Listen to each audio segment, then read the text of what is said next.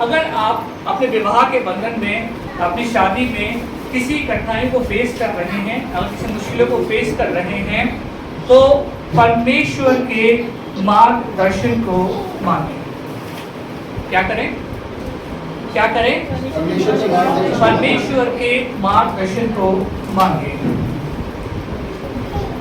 निकाल करके पढ़ेंगे नीति वचन की पुस्तक, उसका 3 अध्याय, उसका 5 और उसका 6। तू अपनी समझ का सहारा न लेना, वरन संपूर्ण मन से यहोवा पर भरोसा रखना, उसी को स्मरण करके सब काम करना, तब वह तेरे लिए सीधा मार्ग निकालेगा। तो यहाँ पे परमेश्वर का वचन आपको कह रहा है कि तू अपनी समझ का सहारा न लेना, वरन संपूर्ण मन से यहोवा पर भरोसा रखना, तब वह तेरे क्या करेगा? सीधा मार्ग निकालेगा। परमेश्वर का वचन हमको साफ इस बात के लिए प्रोत्साहित कर रहा है कि हम परमेश्वर पर क्या हो? भरोसे को दिखाएं। किसी भी डिफिकल्टीज के लिए हम अपनी नजरें, अपनी आंखें जो हैं वो किसकी ओर लगाएं? प्रभु यीशु मसीह की तरफ जो है हम लगाएं। कई बार होता यह है कि हम अपनी डेढ़ शाणपंथी की बुद्धि को लगाते हैं। क्या लगाते हैं?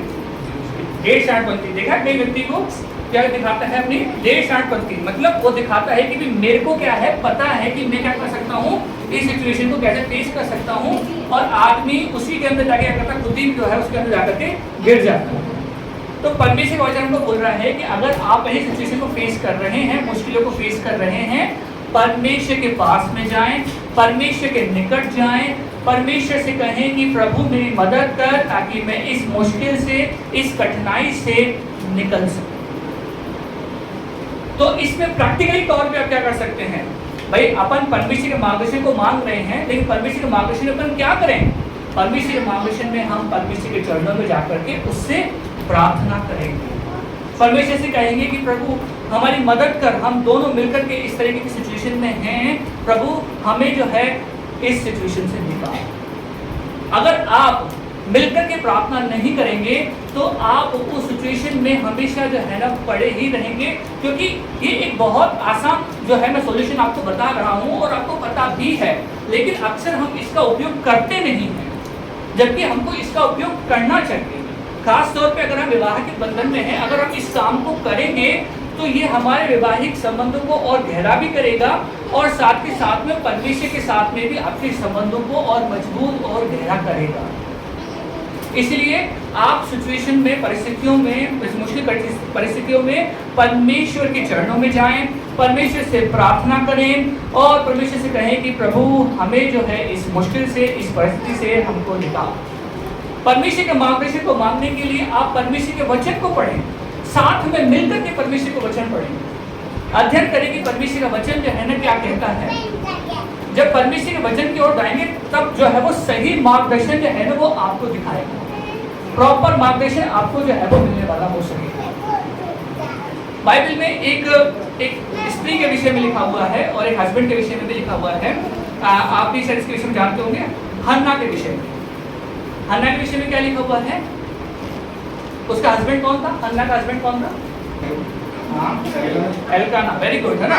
तो एल्काना और हन्ना ये क्या है? यहाँ पे 2 कपल हैं, और यहाँ पे एक कंडीशन ये है कि उनके पास में, हन्ना के पास में क्या नहीं है? हन्ना के पास में क्या नहीं है? संतान नहीं है।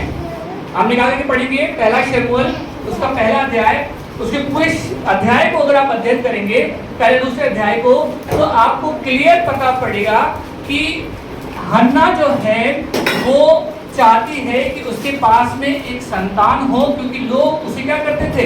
चिढ़ाते थे, उसको परेशान करते थे, इसलिए वो चाहती थी क्या करे? उसके पास में एक संतान हो। और ये दोनों पति पत्नी, एल्काना और हन्ना, दोनों पति पत्नी हैं। इसमें से हन्ना जो है उसके विषय में लिखा हुआ है कि वो इस परिस्थिति में, ऐसी मुश्किल परिस्थिति में, ऐसी कठिन परिस्थिति में क्या करती थी? वो लिखा हुआ है कि वो परमेश्वर के भवन में जाकर क्या करती थी? प्रार्थना करती थी। कंटिन्यूसली वो प्रार्थना करती थी। कई बार जो है वहां पे याजक आकर के उसको देखता था और देख करके हैरान हो जाता था, उसको लगता था कि शायद इसने पी रखी है, लेकिन वास्तव से क्या कर रही होती थी? वो परमेश्वर से प्रार्थना कर रही होती है। और ऐसी मुश्किल परिस्थिति में जब लोग उसको चिढ़ा रहे थे, उसके पास में संतान नहीं थी, उसने किसकी ओर नजरें की, किसकी ओर अपनी आंखें लगाई, परमेश्वर की ओर अपनी आंखें लगाई। तो इन दोनों कपल से, एल्काना और हन्ना से हम सीख सकते हैं कि हमें मुश्किल और कठिन परिस्थिति में क्या करना चाहिए, परमेश्वर की ओर नजरें करनी चाहिए, परमेश्वर की ओर भरोसा दिखाना चाहिए, परमेश्वर से प्रार्थना करनी चाहिए, परमेश्वर के वचन को पढ़ना चाहिए। वो हमारा सही और प्रॉपर मार्गदर्शन जो है वो करेगा। कई बार हमें अपनी देश शांति नहीं दिखानी है, हमें परमेश्वर के निकट आ जाना है और परमेश्वर से कहना है कि प्रभु मेरी मदद कर। एक और कपल है जिसे देश शांति दिखाई बाइबल में, कौन है? पति पत्नी जिन्होंने जमीन बेची है ना, उन्होंने क्या दिखाई? देश शांति दिखाई। तो जरा देश शांत बने और परमेश्वर ने उसी समय पे उनको क्या कर दिया, खत्म भी कर दिया।